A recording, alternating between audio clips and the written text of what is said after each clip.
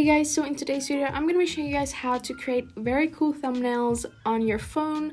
Now this is for Android phones and I've done this video in the past for iPhones, but yeah, I decided to do one for Android phones since I know not everyone does have an iPhone. So first thing, the app that we're going to be using is called Pixellab. It's this thing right here. This is what the logo looks like. So that is the app that we're going to be using to create our thumbnails. This is a really cool editing app for Android, and I think it has everything that a bunch of apps can do in one app. As you can see, I have this folder here called photo editing.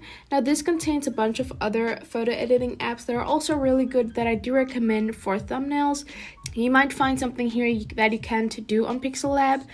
So these are super helpful for third-party apps, but I'm first gonna be going through Pixellab and showing you guys how it works to create thumbnails and make really cool thumbnails. So let's go into Pixellab. When you go into Pixellab, this is what you'll see. You have this canvas here, and you have some text, as you can see. You also have some presets here at the sides where you can go through and find different things styles that you might like that you want to use for a thumbnail.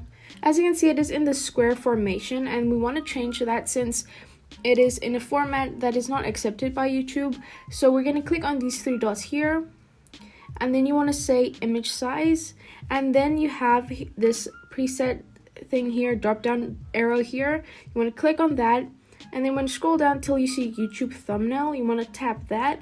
And as you can see, it made the width 1280 and the height 720. That is the YouTube thumbnail size. And then you want to click on OK. Now we have the right size canvas that we can start working on. So now that we have that, we want to add an image to our background. Either you can do it just a plain background or you can use a different image. It's really up to you. So I'm going to import a photo that I want to use as a thumbnail. And this is a pretty old photo, but I'm just going to be going to this plus sign here at the top. And then I'm going to click on From Gallery. And then I'm just going to search for the image that I want to use for my thumbnail. Okay, so this is the image I'm going to be using. This is from a really old thumbnail that I had once. And here you can crop it as well if you want to, or you can just do it later. So this is the image that I'm going to be using, and I'm going to click on this correction mark here. And then when I'm in here and back at my canvas, I can size this by dragging these ends here. And then I can make it bigger or smaller. I can even exceed the size that it already is. So I can go like this and make it even bigger.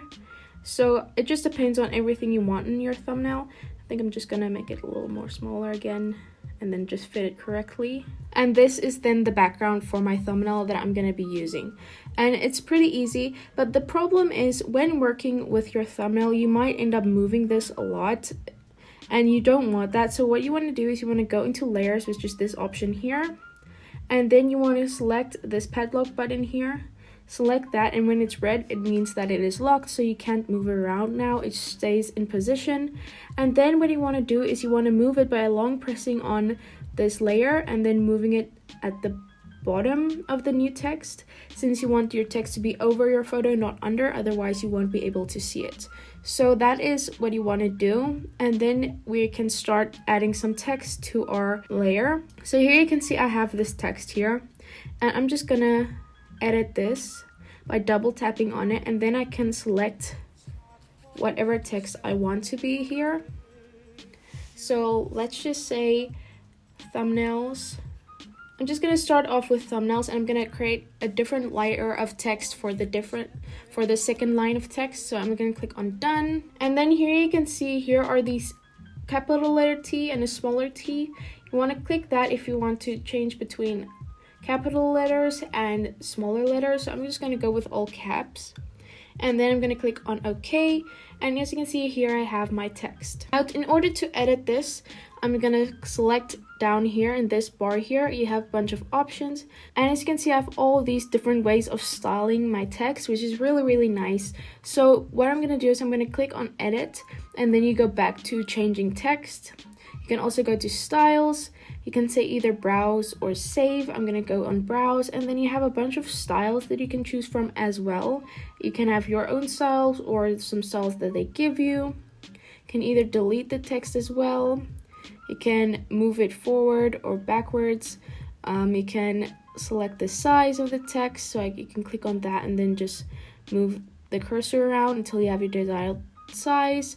You can go to padding, so this is what it looks like. You can just select how far to the left or right it has to go, so that's just an option that you have here. Then you can also change the color of your text, so if you want it to be black, or you can have a gradient, so you can choose the starting color. Okay, so I'm gonna create a gradient, and the way you do that is you click on gradient like I showed you guys, and then as you can see you have these two styles of gradient. You want to click on one, the one you want to choose, or to create a new one you click on this plus button here. And here at the side you'll see you have different types of gradients that you can choose from, so different styles of gradient. And then here you have your two colors, these down arrows here. So if you click on the first one, you select your starting color. So I'm gonna leave that at white, and you can select, you can add another gradient if you want with another color by clicking on this plus button here, or minus if you wanted to remove it, or you can invert it by selecting these two arrows. So that's basically how you edit the gradient. So you can go through that and play around with that. And then here at the end, if I want to change this color, I click on this button here, and then I can just go ahead and select a color. So say I want a more reddish greenish color, I can go like that. I can play around with it, and I can click on OK, and then I have my other gradient that I can choose from. So that's how you go around with gradients. You can also adjust the opacity of your text if you want to, and you can add a effect shadow. You can also rotate your text by setting it to a certain degree, so you can go like that. You can also go and change the font, which is probably one of my favorite things to do on thumbnails, is play around with fonts. Now they do have some fonts that you can choose from, but I usually like to use my own fonts, and here you can see you can import your own fonts. So I'm gonna do that. I've downloaded a font from the internet from a website called thefont.com. You can do that and save it to your downloads folder in files. So I've imported these fonts here. I've already saved them to Fonto, which is another app that I showed you guys, but these are the fonts that I like to use for my thumbnails. So I have selected these, and I'm gonna select Babus New as the font for this text. I'm gonna click on OK. So this is what it looks like now. I think I want to add a background to this text, so I'm gonna click here on background, and I'm gonna click on enable, and then you can select, again, you can create a gradient or not. You can just select a solid color as well, and then you can just play around with the padding, so how far to the left or right it should be from the text, just to make it look really nice. You can also select the radius, which means you can round the background a bit, so that could look really cool as well. You can just play around with all of these things here until you have your desired look, and this is just really fun way of customizing text and things like that. So yeah, I play around with this, and it will really create a big difference when it comes to your thumbnails. I think I'm gonna stick with a black background, but I'm gonna lower the opacity, and I want it to be kind of see-through, so I'm gonna click on OK. And this is what my text looks like now. So you can see, you can kind of see through the background, which I really like. I think I'm gonna size this a bit more, like so. Another thing I'm gonna do is I'm gonna add a stroke around my text. So I think I'm just gonna go with a black stroke just to make it stand out a bit more. You can also add a shadow or an inner shadow. You can emboss it as well, which can look really cool with the text. So it looks more professional in my opinion. So you can play around with that as well, which looks really cool. You can select the intensity of the embossment, etc. So you can really play around with this and create some cool styles. You also have perspective here that you can toggle. So this is something that you don't want to play around too much with, because it can really mess up the way your text looks. But as you can see, you can play around with this as well until you have your kind of desired perspective look. You also have a 3D rotation, which can look really cool. You just want to, again, be careful with this. Don't mess it up too much, otherwise it might end up looking kind of weird and wonky. So yeah, that's also a feature that they have on here. You have 3D text that you can enable, so your text looks more 3D. This can also be really cool. You can select if it should look perspective or oblique. I don't really know how to pronounce that. And you can select which color the depth should be. You can darken it a bit.